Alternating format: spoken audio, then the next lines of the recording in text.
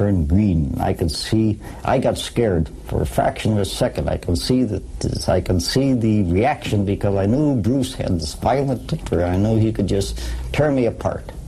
As a matter of fact, in 1/10 of a second, I'd be a pile of bones on the ground.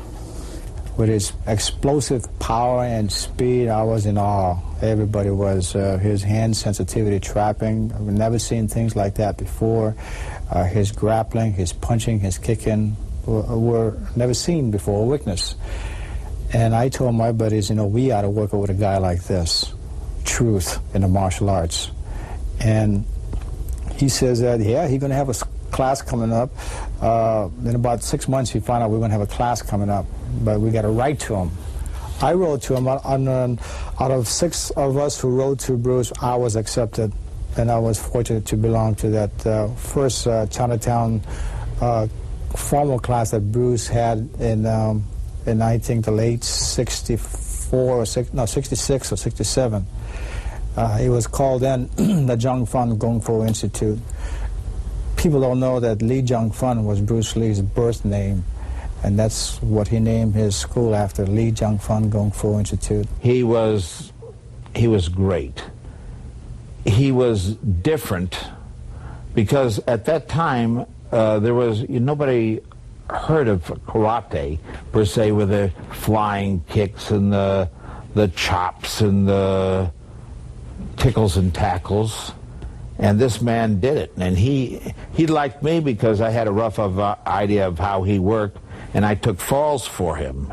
And a lot of the stuntmen didn't understand because his style was moving very rapidly. He'd hit you in 10 different spots, and as a stuntman, you wouldn't know to grab your jaw and say that hurt, or your stomach, So the stunt coordinator did his best to slow Bruce Lee down, because the Western way they accepted is the old John Wayne method, where you'd reach from left field, tell a story, and hit the man.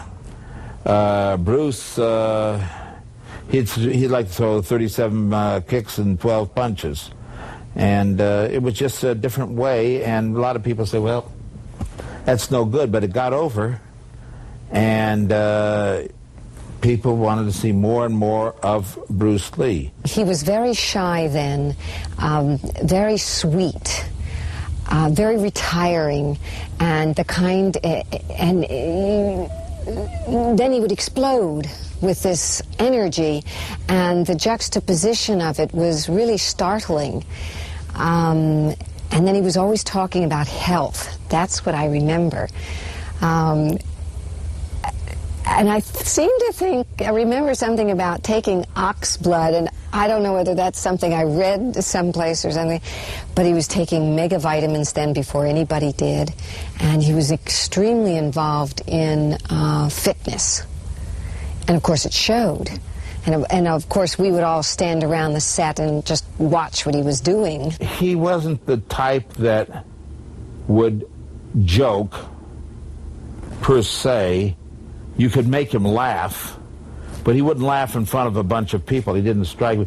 Everything was very business-minded. He wanted to be the top. And if you want to be the best in anything, you have to be a fanatic. And he was the ultimate fanatic. He was great at what he did. He would watch very intently what was going on. It wasn't just he did his part and went off in a little corner like a lot of actors do. They go and prepare for their role, but he would stand around very quietly and watch what else was going on, and that probably helped him in his future film work.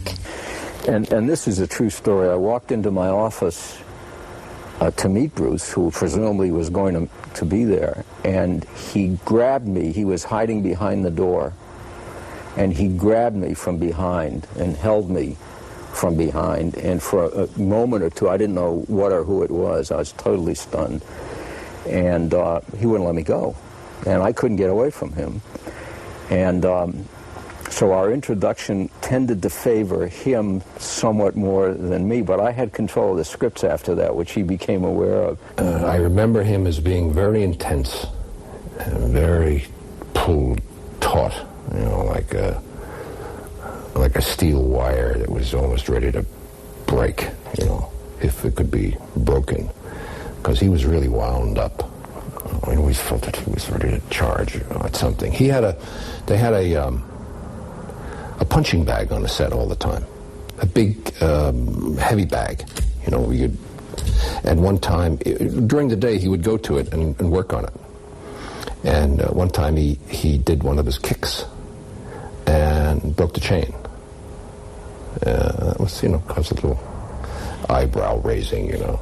He had a very unique skill and a very unique personality, and I say again, I think part of his success was that he was very accessible as a person. He had a charm that all of the people who have tried to copy him, none of them have had. That genuine charm and warmth and kind of facility with people that he had. He was kind of a solitary figure who was sort of there and waiting. And, you know, I'd say, hi, Bruce. He's, oh, hi. You know, we'd shake hands and sort of, I put my arm around him and we'd talk a little bit, sort of small talking. But he was always waiting to be ready to do what he had to do. Nice. I felt a nice feeling about him. He was always saying he was waiting until he got a little older before he philosophized or whatever, but he would tell you stories sometimes, that, especially like the dragon, and then just leave you with no explanation, and for a couple of months you'd have to worry about what the hell was he really talking about, you know. He said, the one I'll never forget, he says, here's this old woodcutter, Chinese woodcutter, of course, all Chinese. And he says he's chopping wood, and the bushes and the trees start shaking, and a dragon walks right out, right between the trees. And it's a real dragon. He says there's smoke coming out of his nostrils, and this Chinaman says, gee whiz, that's a real one. If I could capture it, or if I could kill it, I'd be famous, I'd be wealthy. You know? So he takes his axe and he takes a step toward the dragon, and the dragon says, ho, ho, ho, you son of a gun. I can read your mind, and I know what you're thinking. And if you take one more step, I'm going to blow fire all over you and burn you to a cinder. And the Chinaman thinks, well, he knows what I'm thinking how could I even possibly catch it or anything? It's useless. So he goes back to chopping wood, and he's chopping, and he's chopping, and he's chopping. He says, right in the middle of one of them chops, he says, the axe flew out of his hand and hit the dragon right between the eyes. Yeah, and then what? That's the end of the story. And for a couple of months, I keep thinking about this thing. What the heck's going on? He says, if you have to think about it, it's too late. It has to be without thought. Practice it so well that it's automatic and that it happens without thinking about it. And that's the way he thought it would be, you know, effective, and then you're a martial artist, right? In the same period, you know, as I was training with Bruce, I noticed that he had several, you know, very famous students like James Coburn, Steve McQueen, and most of all, of course, that big gentleman, Kareem Abdul-Jabbar. You know, when I say big, he's tall, 7'2". And I still remember, like, you know, he would come to our house and he would have to, like, bend down just to get across that, you know, the door.